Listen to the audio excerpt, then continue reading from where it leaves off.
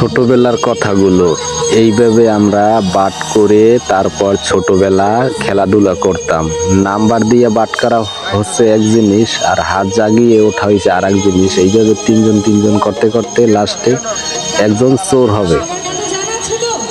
তা আমরা অনেক খেলা খেলতাম ছোটবেলা, এখনো খেলি। গরিব ঘরে জন্ম তো, আজকের আবার আমাদের বাড়ির পাশে টিকা দিবে, টিকাটা দিয়ে আসলাম আমরা সবাই ছোট যারা আছি। আমি তেমন ব্যথা পাই নাই, ও বলতে আছে আমার কোনো শরীরে অনুভবই হয় নাই। বুঝলাম একটা মশায় কামড় দিয়েছে। কেমনে হইবে দেখেন, ওর শরীর না জানো লক্ষণ দাসের হাতি। এখন আমরা যাব ভাই বন্ধু নিয়ে খেলাধুলা করব। আমরা চলে যাব এখন বৃন্দাবন। এই খেলাটা কি খেলা আপনারা জানেন বা খেলছেন?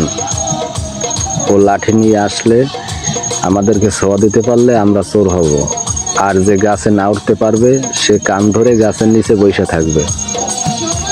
গাছে যারা উঠছে তার ভিতরে কোনো একজন মানুষ নামতে পারলেই গোল হবে, যেন লাঠি দিয়ে ছোঁয়া না দিতে পারে। একজন নামতে হবে, যতক্ষণে না নামতে পারবে ততক্ষণে গোল হবে না, গাছেই থাকা লাগবে। এই যে গোল, সাথিনানি রোল। শহরে মানুষে খেলছেন কিনে সব খেলা জানি না, হয়তো আপনারা বড় লোকের ঘরে জন্ম, ছোটবেলা আপনাদেরকে গাড়ি কিনে দিয়েছে, 3 চাকার চালাইছেন, কিন্তু আমরা নিজেরাই হাতে অনেক ধরনের গাড়ি, অনেক ধরনের খেলা আকর্ষণ করে নিতাম। বাবা ওর গায়ে অনেক ওজন, আমি একটা ইয়ং জেনারেল পোলা, হিজে ভেঙে যাই, ওজন থাকবে না, করবে কি দেখেন। আর তো না জানো খাডের পয়া মোড়া মোড়া, আর পেটের নাড়টাও মনে হয় যে এই মোড়া, নর্মালি 100 কেজি হইবে। এটা আমাদের নিজ বাড়ি, এটা আমাদের পুষ্কুনির ঘাটলা, এটা আমার দাদার বাপের আমলের অন্যরকম। বড় ভাইরা বৈশা রয়েছে, আমরা ভাই বেড়াদার নিয়ে খেলাধুলা করতেছি। যে টায়ার চালানো, অন্য অন্য গাড়ি, কত আইটেমের গাড়ি আমরা নিজে হাতে তৈরি করে তারপর চালাইতাম। দেখছেন আমাকে টাইনে নিয়ে যাওয়ার গায়ে বাজে না, মনে হচ্ছে একটা মশা টাইনে নিয়ে যাইতে আছে। ও অনেক শক্তিশালী, ওর বাপে কানাডা থাকে।